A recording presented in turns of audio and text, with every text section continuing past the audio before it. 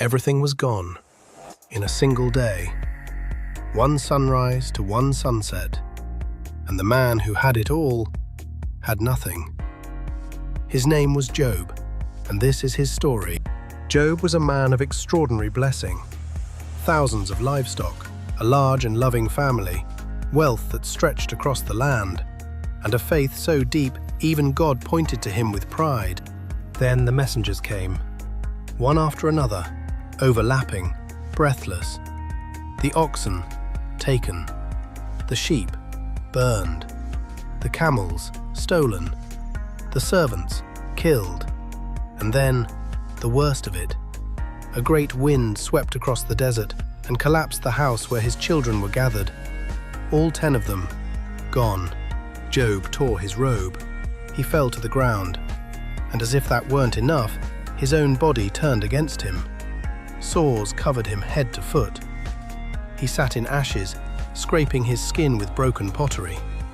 His wife looked at him and said, "Curse God and die." Pain after pain after pain. 3 friends heard what had happened. They came from far away to sit with him. For 7 days they said nothing, just sat in the dust beside him. But when they finally spoke, they didn't comfort him. They accused him. "You must have sinned," they said. "God doesn't punish the innocent. Search your heart. Confess." Even they doubted him. The people closest to his suffering couldn't believe it was undeserved. They turned his agony into an argument, his grief into a courtroom. Job sat there, listening, bleeding, and he knew they were wrong. Here is where most people would have broken. Job didn't. He wept. He screamed. He demanded answers from the heavens.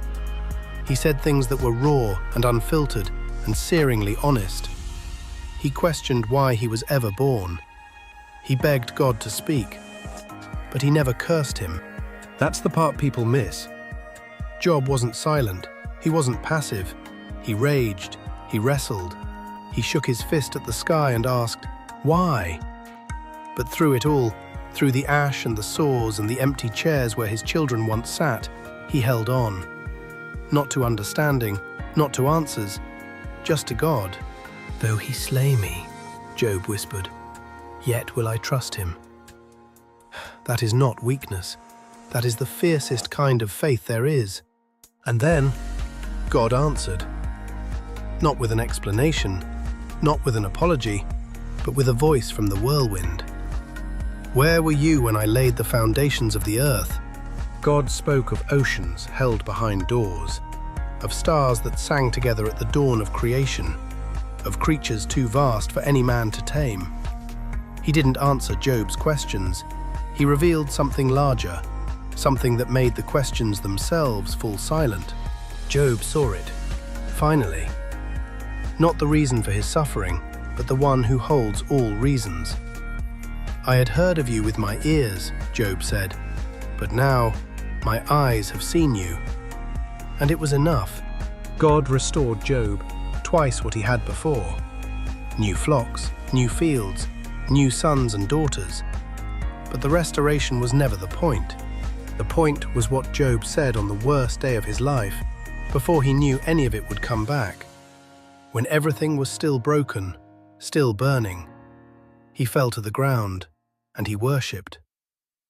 "The Lord gave, and the Lord has taken away.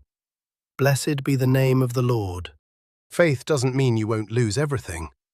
It means that even when you do, you don't lose God. And that is enough.